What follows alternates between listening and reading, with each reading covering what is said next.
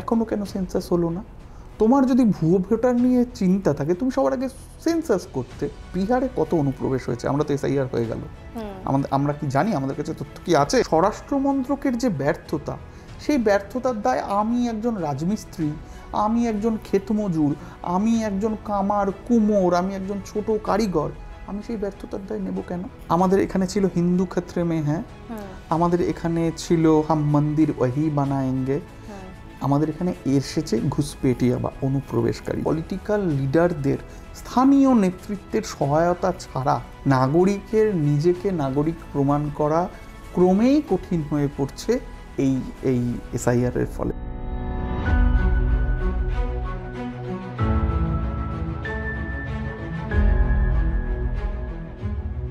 নমস্কার, অর্কর সঙ্গে তর্কাতর্কির প্রথম পর্বে আপনাদের স্বাগত। এই বিশেষ অনুষ্ঠানে আমরা সামাজিক, রাজনৈতিক, অর্থনৈতিক বিভিন্ন বিষয়ে কথা বলবো। মূলত আপনাদের প্রশ্নের উত্তর দেবেন ইনস্ক্রিপ্টেড এডিটর অর্কদেব, আর আপনাদের হয়ে প্রশ্ন করব আমি সঙ্গীতা।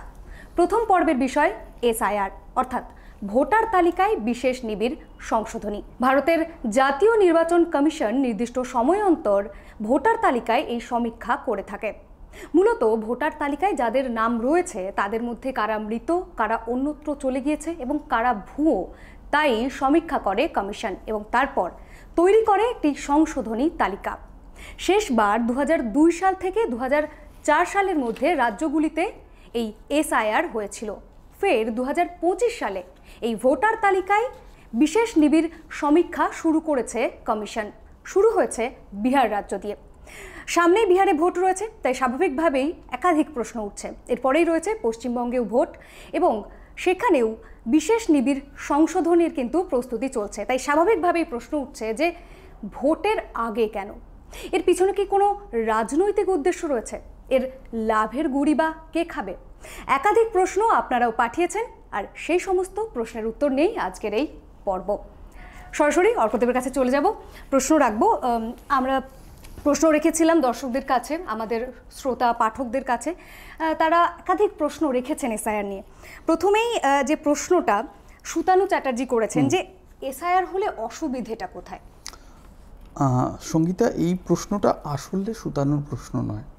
আসলে সুতানুকে ধন্যবাদ জানানো উচিত। এই প্রশ্নটা সুতানুর মতো লাখ লাখ বাংলাভাষী, হিন্দিভাষী, বহুভাষী ভারতীয়দের মধ্যে কথা, যে এসআইআর বাংলায় বললে বিশেষ নিবিড় সংশোধন ভোটার তালিকায়, এরকম যদি একটা সংশোধন হয় কার কি এসে যায়, কি অসুবিধে? এখন উত্তরটা হচ্ছে, ভারতবর্ষকে যদি আমি তার সংবিধান অনুযায়ী ভাবি, তার যে সাংবিধানিক কাঠামোটা রয়েছে 1950 থেকে ভারতবর্ষের চলন যেটা, তার যে স্পিরিট, সেটা বিশ্বের অন্যান্য অনেকগুলি দেশ থেকে অনেকটাই আলাদা। ধরুন, আপনি যদি আমেরিকার বাসিন্দা হন, আপনি যে আমেরিকার নাগরিক, আপনি যে আমেরিকার ভোটার, সেই প্রমাণটা আপনাকে আমেরিকায় নিজে গিয়ে দাখিল করতে হবে। নাগরিককে প্রমাণপত্র দিয়ে নাম তুলতে হবে ভোটার তালিকায়। ভারতবর্ষ একদম উল্টো জায়গায় দাঁড়িয়ে রয়েছে। ভারতবর্ষ বলেছে একদম প্রথম থেকে 1950 সাল থেকে যে আমরা যাব নাগরিকের কাছে, নাগরিককে আমাদের কাছে আসতে হবে না। কেননা আমাদের নাগরিকের মধ্যে যখন দেশ স্বাধীন হচ্ছে, বহু মানুষ পিছিয়ে পড়া, দরিদ্র, অশিক্ষা, নিরন্ন সবটাই ছিল। সেই অবস্থা থেকে বলা হয়েছিল যে আমরা সরকারি আধিকারিকরা, সরকারি অফিসাররা নাগরিকের কাছে পৌঁছে যাব, তার নাম নথিভুক্ত করব তালিকায়। এখন বলা হচ্ছে যে না, নাগরিককে এসে প্রমাণ করতে হবে যে সে নাগরিক। তাহলে ভারতীয় গণতন্ত্রের, যোগেন্দ্র যাদব খুব ভালো বলেছেন, যোগেন্দ্র যাদব একটা পরঞ্জয় গুহ ঠাকুর তাকে দেওয়া একটা সাক্ষাৎকারে বলেছেন, it's a tectonic shift of Indian constitution. অর্থাৎ ভারতের গণতন্ত্রের যে ভূমিটা, সেখানে একটা যেন ভূকম্প হচ্ছে, তার জন্য একটা টেকটনিক, তার প্লেটটা পাল্টে যাচ্ছে। এখন কথা হচ্ছে, নাগরিক তার যে প্রমাণপত্রগুলো, তাকে যে প্রমাণ দিতে হবে, সেই প্রমাণের ভিত্তিগুলো কি কি? তাকে বলা হচ্ছে যে আপনি 11টা ডকুমেন্ট দিন, যেখানে বলা হচ্ছে আপনার আধার কার্ড একমাত্র বৈধ ডকুমেন্ট নয়। একটা সহজ কথা আপনি ভাবুন সঙ্গীতা, যখন কোনো নাগরিকের কাছে আমরা সাধারণভাবে, যে লোকটি মিস্ত্রি, যে লোকটি কোনো দোকানে ছোট কাজ করে, যে লোকটি ভূমিহীন, যে লোকটি বেগার, জমিতে বেগার দেন, ভাগ চাষি, আরও ছোট ছোট পেশা, যারা কনস্ট্রাকশন লেবার, ছোট ছোট পেশার যারা আছেন, যারা প্রান্তিক তথাকথিতভাবে, তাদের কাছে গিয়ে যদি বলা হয় যে তুমি পাসপোর্ট দাও, তাদের কাছে গিয়ে যদি বলা হয় তুমি বার্থ সার্টিফিকেট দাও, আমার নাম অর্ক দেব, আমি সমাজের উচ্চবর্ণের একজন প্রতিনিধি, আমার একটা সরকারি হাসপাতালে জন্ম হয়েছে, বরাত জোরে আমার নিজের বার্থ সার্টিফিকেট আছে, কিন্তু আমি যেখানে বড় হয়েছি আমার চারপাশে বহু মানুষেরই সেই শিক্ষাটা নেই যে বা সমাজের কর্তৃপক্ষ, সরকারে যারা রয়েছেন, সরকারি আধিকারিকদের সঙ্গে সেই বোঝাপড়াটা নেই যে তাদের বার্থ সার্টিফিকেট থাকবে। সাধারণত দেখা যায় সাধারণ মানুষ তার পরিচয়পত্রের ক্ষেত্রে সে তার ভোটার কার্ড বা রেশন কার্ডটাই এগিয়ে দেয়, বা আধার কার্ডটাই এগিয়ে দেয়। তাকে যখন বলা হচ্ছে এটা তোমার নাগরিকত্বের পরিচয়ই নয়, অর্থাৎ সে কি নাগরিক? বলা হচ্ছে, আমাদের কনস্টিটিউশন বলছে 1950-এর পর ভারতবর্ষে যারা বাসিন্দা, ভারতবর্ষে যারা জন্মগ্রহণ করেছেন তারা সবাই ভারতের নাগরিক। এছাড়া 1983-র পর যারা ভারতে জন্মগ্রহণ করেছেন তাদের বাবা বা মা একজন যদি ভারতের নাগরিক হন, সেই প্রমাণপত্র দিতে পারেন, তাহলে তারা সবাই ভারতের বৈধ নাগরিক। এবং 2003-এর পর যারা ভারতে জন্মগ্রহণ করেছেন তাদের বাবা মায়ের মধ্যে একজন যদি এইটা প্রমাণ করতে পারেন যে তিনি অবৈধ নন, অর্থাৎ অবৈধ উপায়ে অন্য জায়গা থেকে আসেননি, তাহলেই তারা ভারতের নাগরিক। তাহলে ভারতের নাগরিক হিসেবে যারা প্রমাণিত হয়ে গিয়েছে তাদের কেন বারবার পরিচয় দিতে হবে, তাদের কেন বারবার প্রমাণ করতে হবে যে তারা ভারতের নাগরিক? অর্থাৎ পশ্চিমবঙ্গের ক্ষেত্রে আমি যদি বলি, 2002 সালে এখানে শেষবার হয়েছিল ভোটার তালিকায় বিশেষ নিবিড় সংশোধনী। সেই সময় যারা যোগ্য তালিকায়, যাদের অর্থাৎ ভোটার তালিকায় নাম উঠে গিয়েছিল, তাদের যারা সন্তান, অর্থাৎ তাদের ক্ষেত্রেও তার মানে এটা প্রযোজ্য হবে যে তাদেরকে প্রমাণ দিতে হবে না? সঙ্গীতা, এটা তো খুব 2002 তো অনেক আগের কথা। এটা তো বিশেষ নিবিড় সংশোধন। আমরা যদি সাধারণ সংশোধনগুলো বলি, যে যে ইলেকটোরাল রোলগুলো, যে সংশোধনগুলো, সংস্কারগুলো সারা বছর হয় এবং রাজ্য থেকে নির্বাচন কমিশনের কাছে পাঠানো হয়, এবছর জানুয়ারি মাসে শেষ সংশোধনের যে রিপোর্টটা, যে তালিকাটা পাওয়া গিয়েছে, তাতে মান্যতা দিয়েছে ইসি, ইলেকশন কমিশন, নির্বাচন কমিশন। তার মানে আমাদের রাজ্য যে তালিকাটা তৈরি করেছে এ যাবৎ, সেটাকে 2025-এর শুরু অবধি ইলেকশন কমিশনই বৈধ বলেছিল। তাহলে সেটা অবৈধ হলো কোন জায়গা থেকে? এই প্রশ্নটা উঠছে বলে আমার মনে হয়। আমি পরবর্তী প্রশ্নে চলে যাব। শুভজিৎ নস্কর প্রশ্ন করেছেন, একদমই আমি এক্ষুনি যেটা বলছিলাম যে শেষবার হয়েছিল 2002 থেকে 2004 সালের মধ্যে ভারতের বিভিন্ন রাজ্যগুলিতে। তো এই যে বিভিন্ন সময় ভোটার তালিকায় রিভিশনের এর আগেও নানানভাবে হয়েছে, কিন্তু সমসাময়িক প্রেক্ষাপটে স্পেশাল ইন্টেনসিভ রিভিশন সেগুলির থেকে কতখানি আলাদা এবং কিভাবে আলাদা? শুভজিৎ নস্কর প্রশ্ন করেছেন। Again thanks to Subhajit. খুবই পার্টিনেন্ট, খুবই তাৎপর্যপূর্ণ একটা প্রশ্ন করেছেন যে আগেও হয়েছে। হ্যাঁ, আগেও হয়েছে, তাহলে এটা আলাদা কেন? আপনি যদি 2004 বিশেষ নিবিড় সংশোধন দেখেন তাহলে দেখবেন 6 মাস সময় দেওয়া হয়েছিল।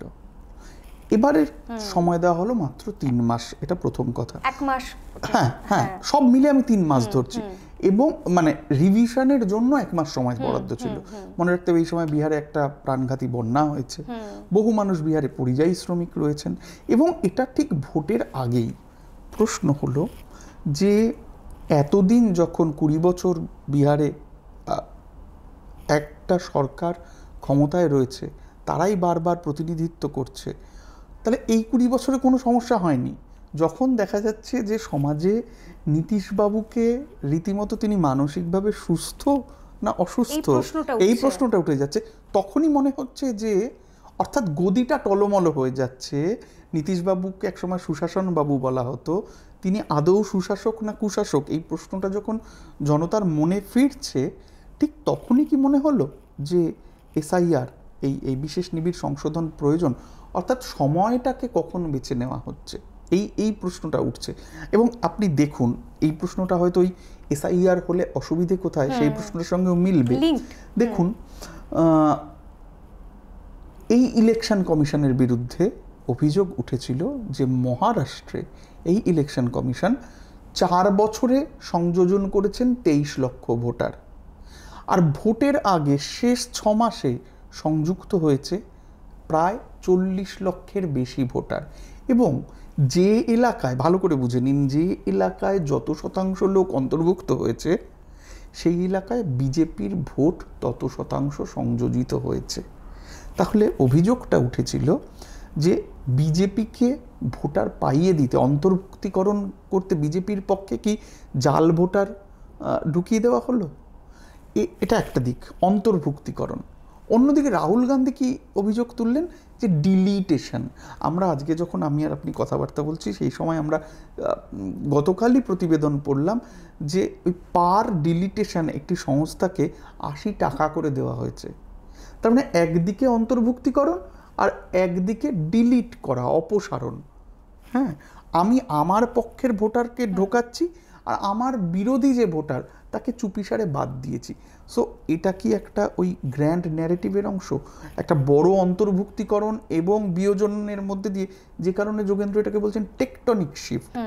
আমি আমার পক্ষের ভোটারকে ঢুকিয়ে নিচ্ছি, আমার পক্ষে ভোটারের সংখ্যা বাড়াচ্ছি, আর আমার বিরুদ্ধে যে ভোটার তাদেরকে এমন একটা চাপের মধ্যে ফেলছি যাতে তাদের অন্তত ডিলিট হওয়ার একটা সম্ভাবনা তৈরি হয়। কারণ নির্বাচন কমিশন বলছে কই 99% তো অন্তর্ভুক্তিকরণের পক্ষে, তারা তো অন্তর্ভুক্ত করেছেন নিজেদের, তাদেরকে আমরা নাম তুলেছি। প্রশ্নটা সঙ্গীতা অন্য। বিহারের শেষ নির্বাচনে 0.5% পার্থক্য হয়েছিল প্রধান দল এবং বিরোধী দলের মধ্যে। তার মানে 1% একটা ডিসাইডিং ফ্যাক্টর। এবং এই নির্বাচন কমিশনের সম্পর্কে আমরা আর কি দেখেছি?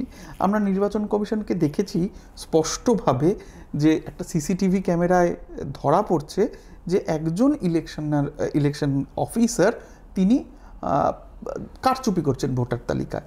আমরা দেখেছি রাহুল গান্ধী যখন বেঙ্গালুরুর একটি আসনে, মহাদেবপুর আসনের ভোটার ডিলিটেশন নিয়ে প্রশ্ন তুলেছেন, সে প্রশ্নের যথাযথ জবাব কিন্তু নির্বাচন কমিশন দিতে পারেননি।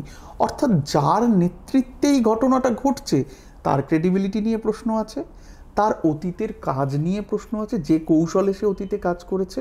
অর্থাৎ নির্বাচন কমিশনের নিরপেক্ষতা নিয়েই একটা বড় প্রশ্ন, আর সেই জন্য এটা আলাদা।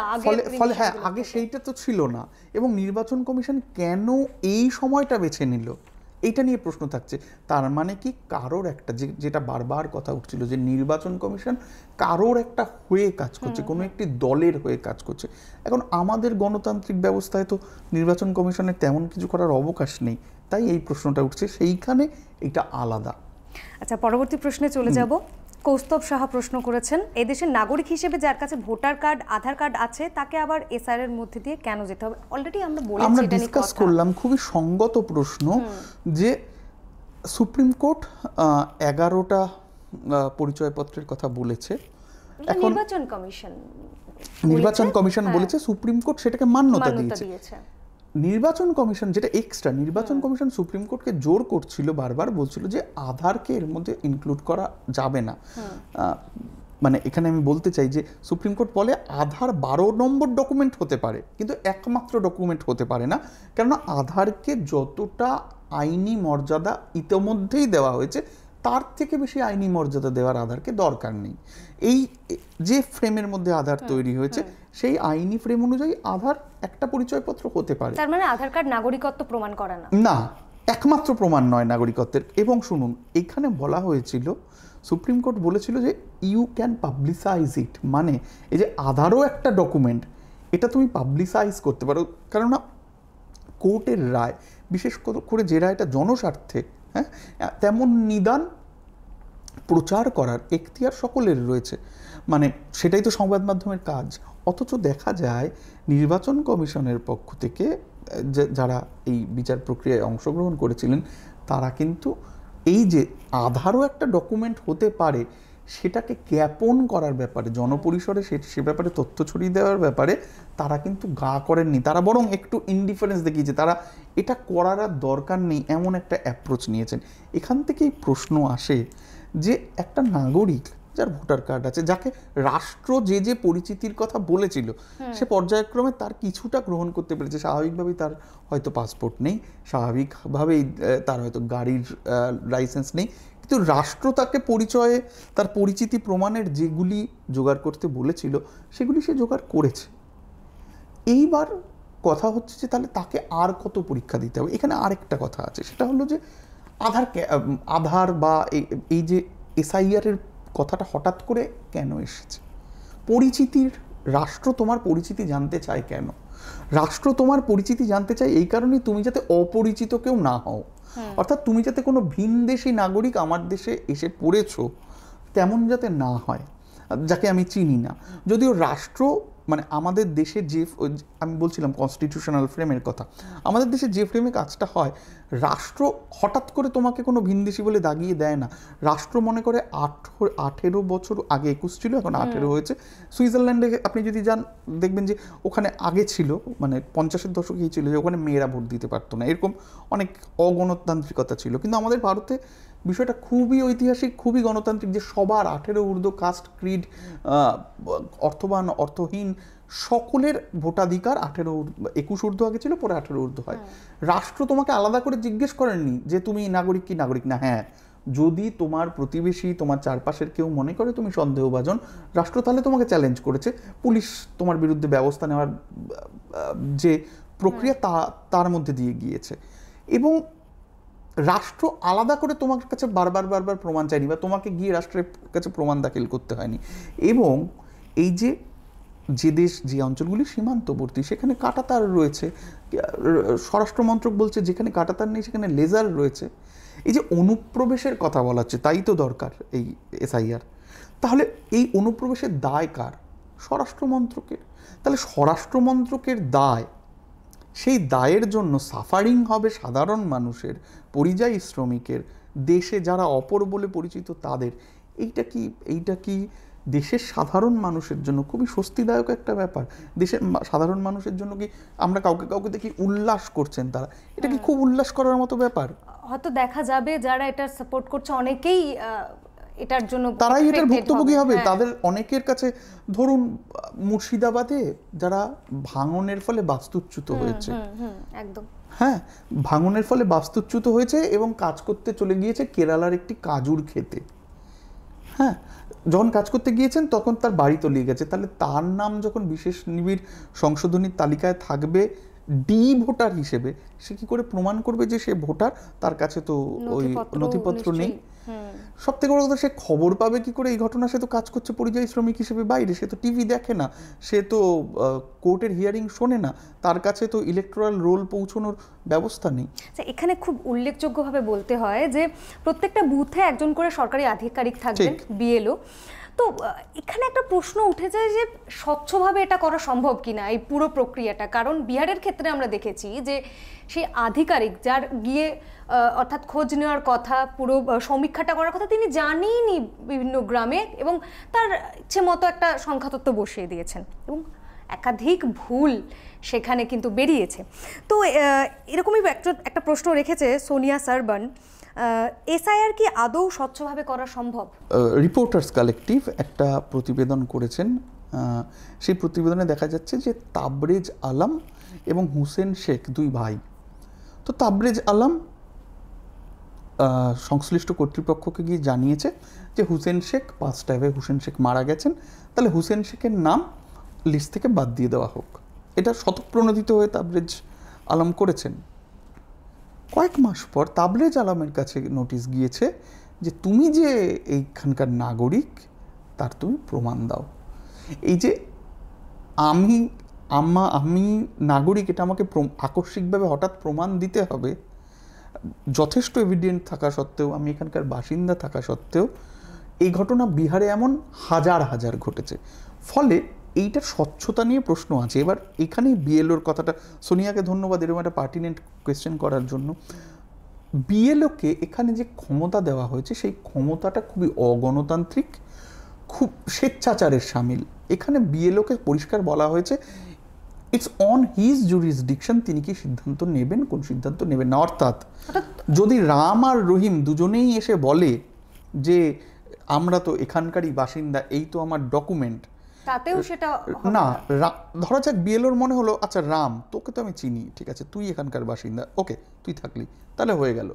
বিএলওর যদি মনে হয় যে না রহিম এখানকার বাসিন্দা না, নথি দেখালেও হবে না, এটা অন বিএলওস জুরিসডিকশন, সিদ্ধান্ত নেওয়ার অপার ক্ষমতা বিএলওকে দেওয়া হয়েছে। অর্থাৎ এখানে বিএলওর প্রভাব খাটবে। এবং এগেন গ্রামে যারা থাকেন, যাদের লিটারেসি খুব বেশি নয়, আমরা এটা জানি যে ভোটার কার্ড রেশন কার্ড থাকলেও তাদের ভোটার কার্ড রেশন কার্ডে নামের গোলমাল থাকে। আমি একটা সহজ গোলমালের কথা বলছি, গোলমাল নয়, কারোর নাম মোহাম্মদ ইসমাইল, সে মোহাম্মদ ইসমাইলটা হয়তো তার বার্থ সার্টিফিকেটে এম ইসমাইল লেখা রয়েছে। বিএলও বলতে পারে না এই এম ইসমাইল আর মোহাম্মদ ইসমাইল তো এক লোক নয়, বলতেই পারে। এইটা হচ্ছে বিএলও কেন্দ্রিক এই ব্যবস্থাপনার সবথেকে বড় ফ্যালাসি, সবথেকে বড় ব্যর্থতা। একটা বিষয়, যিনি ভোটার তিনি তো প্রক্রিয়াটা কিছু দেখতেই পারবেন না, কোনো কোথাও যে নথিভুক্ত হবে যে দেখে নেওয়া, বা কোনো এমন কোনো ওয়েবসাইট যেখানে ডকুমেন্টেশনগুলো হচ্ছে অর্থাৎ জমা পড়ছে, এরকম কিছু কি থাকছে তো না? না, থাকছে না তো। আমার দেখার কোনো উপায় নেই আমি যে তালিকায় কেন নথিভুক্ত নই, সেটার কোনো জবাবদিহি নির্বাচন কমিশন করবে না। আমি কেন নই, ধরুন বিহারে যে 48 লাখ নাম বাদ গেছে, এ কথা সত্যি, কোভিডের জন্য মৃত্যুর সংখ্যা বেড়েছে, ফলে সারা দেশে মানে কোভিডের মৃত্যুটা খুবই অপ্রত্যাশিত একটা সার্জ ছিল, প্রচুর লাখ লাখ মৃত্যু হয়েছিল, ফলে সারা দেশেই ভোটার তালিকায় কিছু মৃত মানুষের নাম রয়েছে যার সংশোধন প্রয়োজন।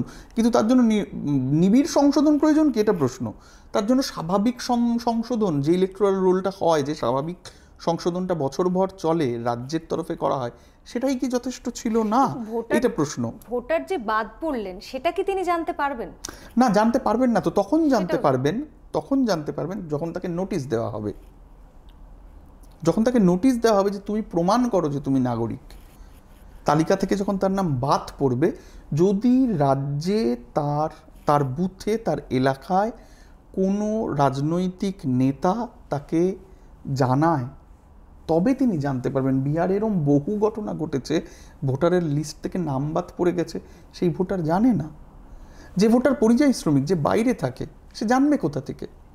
যদি রাজনৈতিক নেতারা, তার এলাকার কোনো রাজনৈতিক লিডার, দাদা, নেতৃত্ব, কর্তৃত্ব, সে যদি তাকে দয়াপরবশ হয়ে জানায়, তাহলেই বেশিরভাগ ক্ষেত্রে তার জানার একটা অবকাশ থাকে, নাহলে অবকাশ থাকে না। ভোটারদের এক প্রকার অন্ধকারে রেখে একটা সমীক্ষা, একটা অংশের ভোটার, একটা বড় অংশের ভোটারকে, যারা হিন্দিতে বলে পিছিয়ে পড়া, তাদেরকে অন্ধকারে রাখা। আচ্ছা, পরবর্তী প্রশ্নে যাই। নেহা চক্রবর্তী প্রশ্ন করেছেন, এসআইআর কি ঘুরপথে এনআরসি করার চক্রান্ত? মানে এইটা আমরা তো সাংবাদিক, আমরা তো এটা বলতে পারি না হ্যাঁ এসআইআর ঘুরপথে, কারণ আমাকে তো কেউ বলেনি এ কথা। কিন্তু এনআরসির এজেন্ডার সঙ্গে এসআইআর এর এজেন্ডার একটা মিল আছে। এনআরসির এজেন্ডাটা কি, এনআরসি এবং সিএর এজেন্ডাটা কি, যে যারা হিন্দু শরণার্থী তারা জায়গা পাবে, সিএতে বলা হয়, যারা অন্য দেশে উৎপীড়িত হয়েছে তারা জায়গা পাবে, কিন্তু অহিন্দু যারা এদেশে এসেছে, তারা যারা অবৈধ পথে এসেছে, বৈধ পথে আসেনি, চোরা পথে এসেছে, তাদেরকে দেশ থেকে ডিটেনশন ক্যাম্পে রাখা হবে, দেশ থেকে তাড়ানো হবে। এইটাই তো এনআরসির ধুয়োটা ছিল। এসআইআরের ধুয়োটা কি, যে তুমি ভোটার নিজেকে প্রমাণ করো, তুমি যদি ভোটার নিজেকে প্রমাণ করতে না পারো, তাহলে তুমি ডি ভোটার, যে 18 ঊর্ধ্ব কিন্তু ডি ভোটার, তার মানে সে কে? সে তো বেনাগরিক। তাহলে এনআরসিতেও যদি মানে শেষমেশ ফলাফলটা তাকে একটা নাগরিককে বেনাগরিক করে দেওয়া শেষমেশ, তাহলে এক্ষেত্রেও শেষমেশ ফলাফলটা তাই, যে আজ নাগরিক ছিল তার মধ্যে একটা ভয় তৈরি করা যে সে কাল বেনাগরিক হয়েও যেতে পারে। সন্দীপ ধার একটা প্রশ্ন করেছেন, এটাও আধারকে নিয়েই। আধারকে নাগরিকত্বের নথি হিসেবে গ্রহণ না করার পিছনে ইসিআই এর অ্যাকচুয়াল এজেন্ডাটা কি? দেখুন সঙ্গীতা, আমি আগেও বলেছি এটা নিয়ে একটা সামান্য কিছু অ্যানেকডোট, কিন্তু আরেকবার বলি। সেটা হচ্ছে যে আধার আইনের 9 নম্বর ধারা অনুযায়ী, আইনেই বলা আছে, আধার আইনের 9 নম্বর ধারা অনুযায়ী আধার নাগরিকত্বের পরিচয় নয়। এছাড়া সুপ্রিম কোর্টের 5 বিচারপতি এবং পুত্তুস্বামীর একটি মামলায় সেখানেও সুপ্রিম কোর্ট জানিয়ে দেয় যে আধার নাগরিকত্বের কোনো অধিষ্ঠান হতে, কোনো হাতে কলম প্রমাণ হতে পারে না। তাহলে আধার কি? আধার রেসিডেন্সি প্রুফ হতে পারে। আমি যে এই জায়গায় থাকি তার মানে তার একটা তথ্য হিসেবে আমি আধারকে ব্যবহার করতে পারি, কিন্তু আধার আমি যে এখানকার নাগরিক তার প্রমাণ নয়। এইটাকে ব্যবহার করে সুপ্রিম কোর্টে নির্বাচন কমিশন সওয়াল করছিল, যখন বিরোধীরা অনেকে মিলে বলেছিলেন যে আধারকে নিতে হবে। তখন সুপ্রিম কোর্ট কিন্তু বলে, হ্যাঁ, আধার একমাত্র ডকুমেন্ট নয়, আধারকে এর থেকে বেশি যা মর্যাদা অলরেডি দেওয়া হচ্ছে তার থেকে বেশি মর্যাদা দেওয়া যাবে না। কিন্তু এটাও বলা হয় সেই রায়ে যে আধার 12 নম্বর ডকুমেন্ট হতে পারে, সাপ্লিমেন্টারি এডিশন হতে পারে।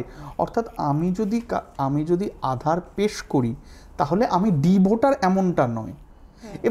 এবার আপনার প্রশ্ন হচ্ছে যে, বা সন্দীপের প্রশ্ন হচ্ছে যে ইসিআই এর এজেন্ডাটা কি।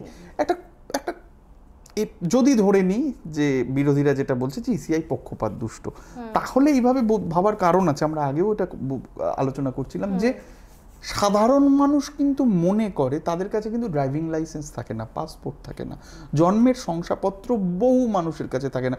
ধরুন যে লোকটা স্থানান্তরিত হয়েছে, হ্যাঁ, প্রথম কথা যারা পুরনো মানুষ তাদের কাছে জন্মের শংসাপত্র থাকে না, বা তারা হয়তো স্থানান্তরিত হয়েছে, জন্মের শংসাপত্রটাকে ততটা গুরুত্বপূর্ণ ভেবে নিয়ে আসেনি। কিন্তু তা দেখবেন ভোটার কার্ড বা আধার কার্ডটা সেটা কিন্তু তাদের সবার কাছে আছে। ফলে সেইটা যদি ইনভ্যালিড বলা হয় তাহলে লোকটা আর একটু কোণঠাসা হয়। ওই যে বলছিলাম না, আমরা শুরু করেছিলাম যেটা, আমাদের গণতন্ত্রে সব বলা আছে যে ভোট একটা রাইট, কাউকে যাতে সেই রাইট থেকে চ্যুত না করা হয়, কেউ যাতে ভোটিং রাইট, ভোট কাস্টিংয়ের যে রাইটটা সেইটা যেন তার রাইটটা যেন খর্ব না হয়। কিন্তু এই যে ফ্রেমটার মধ্যে এসআইআর হচ্ছে, সেই ফ্রেমটাই হচ্ছে নাগরিককে তার রাইট থেকে খর্ব করার একটা প্রসেস আর কি, যেখানে নাগরিকের মধ্যে একটা ভয় তৈরি করা হচ্ছে যে সে ডি ভোটার হয়ে যেতে পারে। এবং সেই ভয়ে তৈরি করার টুলটা কি? সেই টুলটা হচ্ছে না, আধার উই উইল নট কাউন্ট আধার। তাহলে প্রশ্নটা হচ্ছে তুমি আধারকে এনেছিলে কেন? তুমি আধার এনেছিলে নাগরিককে নথিভুক্তিকরণের জন্য, দেশের যারা নাগরিক রয়েছে তাদেরকে লিস্টিং করার জন্য, এক ধরনের সার্ভিলেন্সের জন্য, অর্থাৎ তোমার প্রয়োজনে। আর যখন নাগরিকের প্রয়োজন হচ্ছে তখন তুমি বলছো না তোমার আধার কার্ডটা বৈধ নয়, তাহলে নাগরিককে ওই হাসল বাসলটার মধ্যে দিয়ে তুমি নিয়ে গিয়েছো কেন? এই প্রশ্নটা সঙ্গত কারণেই উঠবে। সন্দীপধারার আরও একটা প্রশ্ন রয়েছে যে যদি একজন ভোটারও ভুল করে ঢুকে থাকে ইলেকটোরাল রোলে, সে তো নিজের নামটা নথিভুক্ত করেছে ইলেকশন কমিশন, তাহলে ভুল বা অপরাধ যদি কিছু হয়ে থাকে সেটা করেছে কমিশন, কমিশনের ভুল বা অপরাধের জন্য দেশ জুড়ে সমস্ত ভোটার প্রায় 100 কোটি ভুগবে কেন? সব থেকে জরুরি প্রশ্ন।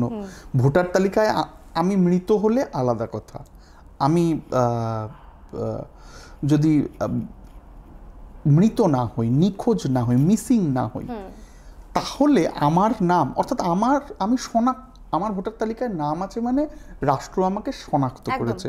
অর্থাৎ প্রথম প্রসেসটা রাষ্ট্র করেছে, এবং সেই শনাক্তকরণ কিসের ভিত্তিতে হয়? ডকুমেন্টেশনের ভিত্তিতে হয়। তার মানে আমি ডকুমেন্টেশন করেছিলাম, তুমি শনাক্ত করেছিলে, এর মধ্যে তোমার কিছু ভুল আছে। তুমি মানে অ্যাকর্ডিং টু এসআইআর যে জল আছে, ভূত আছে, ভুতুরে ভোটার আছে, এই ভুতুরে ভোটারকে বৈধতা কে দিয়েছে? আমি যে দিনমজুর, যে রাজস্থানে কাজ করতে যাই, গিয়ে পেটানি খাই বাংলা বলার জন্যে, আমার অন্যায় যে তুমি আমাকে ভোটার তালিকায় বৈধ ঘোষণা করেছিলে? তোমার অন্যায়, তোমার মিসহ্যান্ডলিং, তার দায়, তার অ্যাকাউন্টেবিলিটি আমাকে নিতে হবে কেন? আমার কাজের জায়গায় আমার ছুটি নেই, তুমি যখন বলছো যে এখানে নাম সংশোধন করতে হবে, তখন আমি একটা কন্ট্রাক্ট পেয়ে কর্ণাটকে গিয়েছি কাজ করতে, আমার ছুটি নেই, আমি ছুটি পাবো না, তাহলে আমি অবৈধ হয়ে যাব। আচ্ছা, এখানে কিন্তু আরও একটা প্রশ্ন তাহলে উঠে যায় যে কমিশন নামগুলো নথিভুক্ত করেছিল ভোটার তালিকায়, তাহলে তখনও কি কোনো একটা স্বার্থে ভুয়ো ভোটার তৈরি করা হয়েছিল, তা না হলে কিভাবে ভুয়ো ভোটার তৈরি হলোই বা কিভাবে? দেখুন, ভুয়ো ভোটারের সংখ্যা কত, মানে আমি বলছি যারা মৃত, এই সকল সংখ্যাগুলো আমরা যদি যারা অ্যাকচুয়াল ভুয়ো ভোটার চিরকাল ছিল সব সময়। বিশেষ করে যেটা হয় এটাও কি কারো না কারো স্বার্থে, অবশ্যই মোদ্দা কথা ভোটার তালিকায় ভুয়ো নাম থাকলে যে দল ক্ষমতায় সেইটা থেকে বেনিফিট নেয়। এটা খুব সহজ অঙ্ক, সহজ সমীকরণ। কিভাবে নেয়? মৃত ভোটার নাম রয়েছে, সেই ভোটটা অন্য কেউ কাস্ট করে দিল, অর্থাৎ একটা অ্যাডেড হয় ভোট। এইভাবে পাড়ায় পাড়ায়, জেলায় জেলায় যারা বুথ, এই জন্যই বলা হয় না যে বুথে লোক নেই।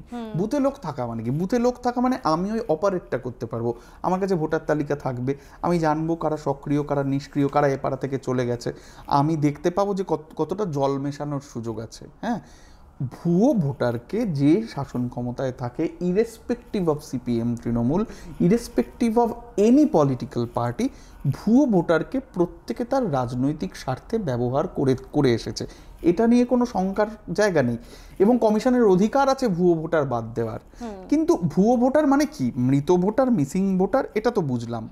কিন্তু যে অনুপ্রবেশের কথা বলা হচ্ছে, যে বিপুল অনুপ্রবেশ হয়েছে, প্রথম প্রশ্ন, বিহারে কত অনুপ্রবেশ হয়েছে? আমরা তো এসআইআর হয়ে গেল, আমরা কি জানি? আমাদের কাছে তথ্য কি আছে যে বিহারে এত বাংলাদেশি ঢুকে পড়েছিল, বিহারে এত রোহিঙ্গা ঢুকে পড়েছে? কোনো খবরের কাগজে, গদি মিডিয়ায় হেডিং দেখতে পেয়েছেন? এই যে আমাদের বিরোধী দলনেতা থেকে শুরু করে অনেকে বলেন কাতারে কাতারে রোহিঙ্গা। তাহলে সত্যি যদি তাই হতো, বিহারে এসআইআর হওয়ার পর এই সুযোগটা গদি মিডিয়া ছাড়ছে কেন? গদি মিডিয়া তাদের নিজেদের নির্বাচন কমিশন, অ্যাকর্ডিং টু বিরোধী দল, সেই নির্বাচন কমিশন এবং গদি মিডিয়া, তারা তো প্রত্যেক দিন সন্ধেবেলা অনুষ্ঠান করে খবরের কাগজের ফ্রন্ট পেজে বোল্ড ফন্টে লিখতে পারে যে বিহারে এসআইআর করে 10 লাখ রোহিঙ্গা পাওয়া গেল, তাদেরকে কানে হাত দিয়ে বার করা হবে, কান টেনে দেশ থেকে বার করে দেওয়া হবে। পাওয়া গেছে কি? পাওয়া যায়নি। আচ্ছা, আরও প্রশ্ন আছে, সেটা হলো 2011 সালে শেষ সমীক্ষা হয়েছিল, সেন্সাস, আদমশুমারি, মানুষ গোনা। 2021 সালে সেই সেন্সাসটা আবার হওয়ার কথা ছিল। সেন্সাস হলেই বোঝা যেত যে আসলে কোথায় কারা কতজন আছেন। 21-এ কোভিড ছিল, এটা 25 সাল, এখনো কেন সেন্সাস হলো না? তোমার যদি ভুয়ো ভোটার নিয়ে চিন্তা থাকে, তুমি সবার আগে সেন্সাস করতে। সেন্সাস কেন হলো না? এবং যদি এবং শেষ কথা, অনুপ্রবেশ যদি হয়ে থাকে, অনুপ্রবেশ একেবারে কোনো অনুপ্রবেশ হয়নি এটা তো বলছি না, কিন্তু সেই অনুপ্রবেশের দায়ও তো তোমার। বর্ডার সিকিউরিটি ফোর্স অনুপ্রবেশ আটকানোর জন্য মোতায়েন আছে, তাদের মাইনে হয় আমার করের টাকায়। অর্থাৎ আমি কোনো না কোনো দায়িত্ব পালন করেছি, আমি কর দিয়েছি, তাই দিয়ে তো, অর্থাৎ তোমাকে আমি মোতায়েন করেছি যাতে তুমি আমার সুরক্ষা দেখো একদিকে, দুই তুমি অনুপ্রবেশ আটকাও। তাহলে তুমি যখন অনুপ্রবেশ আটকাতে পারোনি, স্বরাষ্ট্র মন্ত্রকের যে ব্যর্থতা, সেই ব্যর্থতার দায় আমি একজন রাজমিস্ত্রি, আমি একজন ক্ষেতমজুর, আমি একজন কামার কুমোর, আমি একজন ছোট কারিগর, আমি সেই ব্যর্থতার দায় নেব কেন? এই প্রশ্নটা থেকে যায়। তুমি আর একটা প্রশ্ন রয়েছে, মাধব চ্যাটার্জি প্রশ্ন করেছেন, 2002-এর ভোটার যারা ঠিকানা বদল করেছেন, এক জেলা থেকে আরেক জেলায় গিয়েছেন, 2025-এ ম্যাপিংয়ে তাদের পাওয়া যাবে না। নিজস্ব উদ্যোগে 2002-এর ঠিকানার ভোটার লিস্ট ডাউনলোড করে প্রিন্ট নিতে হলে তারা অসুবিধায় পড়তে পারেন। এ বিষয়ে আলোচনা শুনতে পাওয়া যাচ্ছে না। এই পার্টিনেন্ট কোয়েশ্চেন এগেন, যে উনি যে প্রশ্নটা করছেন যে আমি 2002 এক জায়গায় থাকতাম, আমার নাম ছিল, কিন্তু আমি তারপর অন্য জায়গায় গিয়েছি। হ্যাঁ, এখন আমি যদি এখান থেকে ওই 2002-এর লিস্টটা আগের থেকে পাই, উনি আসলে জানতে চেয়েছেন এটা কি নিজে করা সম্ভব? আমি আগেও বলেছি, বহু ক্ষেত্রেই পলিটিক্যাল লিডারদের, স্থানীয় নেতৃত্বের সহায়তা ছাড়া আমি যে আগে থাকতাম এখানে, সেটা প্রমাণ করা খুব কঠিন। নাগরিকের নিজেকে নাগরিক প্রমাণ করা ক্রমেই কঠিন হয়ে পড়ছে এই এসআইআর এর ফলে। আসলে ঘুরে ফিরিয়ে তার মানে যে প্রশ্ন বা যে অভিযোগ বিরোধীরা করছেন যে আসলে গণতন্ত্রের উপর আঘাত, আসলেই তাই। হ্যাঁ, হিস্টোরিক টেকটনিক শিফট, যোগেন্দ্রর কথাটাকে আমি রিপিট করব, যে একটা ভারতীয় গণতন্ত্রের কবর রচনার যে পথ, সেই পথটাই আমরা দেখতে পাচ্ছি, যেমন এনআরসিতে দেখেছি তেমনই এসআইআর এর মধ্যে দিয়ে দেখতে পাচ্ছি। আমাদের দর্শক পাঠক শ্রোতারা যেসব প্রশ্ন রেখেছিলেন আমি সেই সব প্রশ্নই আপনার কাছে রাখলাম, আপনি উত্তর দিলেন, অসংখ্য ধন্যবাদ তার জন্য আপনাকে। এবার আমার একটা প্রশ্ন আছে। প্রথমেই আমি বলছিলাম শুরুতেই যে রাজনৈতিক উদ্দেশ্য প্রণোদিত কিনা। নির্বাচন কমিশন নিরপেক্ষ ভূমিকা পালন করবে এটাই আমরা সবাই জানি, কিন্তু নির্বাচন কমিশন যদি নিরপেক্ষ হয় তাহলে এটার পিছনে রাজনৈতিক কি উদ্দেশ্য থাকবে? কে এর লাভের গুড় খাবে? লাভের গুড় কে খাবে, এইটুকু যদি আমি প্রশ্নটাকে ধরে নিই, একটা সহজ উত্তর আছে। ভারতবর্ষে বিভিন্ন যে এতগুলি রাজনৈতিক দল, প্রত্যেকটা দল কোনো না কোনো অংশের প্রতিনিধিত্ব করে এমনটাই তো ধরে নেওয়া হয়। যেমন আরজেডি যাদবদের অনেক বেশি প্রতিনিধিত্ব করে, এটাই তো ধরে নেওয়া হয়েছে চিরকাল। বামেরা কাদের প্রতিনিধিত্ব করে? খেটে খাওয়া মানুষের প্রতিনিধিত্ব করে। তৃণমূলের সম্পর্কে তৃণমূলের যারা নিন্দক তারা কি নিন্দা করেন, কি অভিযোগ করেন? তৃণমূল মুসলিমদের প্রতিনিধিত্ব করে, মুসলিম সমাজের প্রতিনিধিত্ব করে। তাহলে বিজেপি কাদের প্রতিনিধিত্ব করেন? আপার কাস্ট, বর্ণ হিন্দু, ধনী, যাদের নাম আম্বানি হতে পারে, যাদের নাম আদানি হতে পারে, তাদের প্রতিনিধিত্ব করে। এটা থেকে নিশ্চয়ই আম্বানি বা আদানির নাম বাদ যাবে না। কার বাদ যাবে? যার নাম বাদ যাবে সে কে আসলে?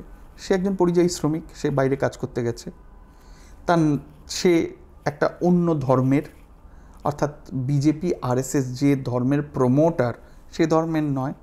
অপর যে নির্মাণ করেছে, বিজেপি বলে, ঘুসপেটিয়া যখন বলে, বিজেপি যখন বারবার বলে আমরা ওরা করে, বা যখন বলা হয় যে ওদের বেশি বাচ্চা, এগুলি বলে যে অপরটা নির্মাণ করা হয়, সেই অপরেরই তো যখন গঙ্গার ভাঙন হচ্ছে তার বাড়ি ভেঙে গেছে, সেই অপরই তো গরিব দরিদ্র, সেই অপরই তো আসলে মাঠে কাজ করতে যায়, দূরে কাজ করতে যায়, কাজ করতে গিয়ে পেটানি খায়, আবার কাজ করতে যায়। সেই অপর কি বিজেপির ভোটার? সে তো বিজেপির অপর। তাহলে ইনসিকিওরকে, ভয় কার মধ্যে তৈরি করা যাবে এবং আনন্দ কাকে দেওয়া যাবে? ওই অ্যাকচুয়ালি নাৎসি জার্মানিতে আপনি যদি দেখেন, এটা একটু আমরা ইতিহাসে চলে গেলাম, নাৎসি জার্মানিতে আপনি যদি দেখেন সব কাজ নাৎসি বাহিনী গেস্টাপোরা করেনি।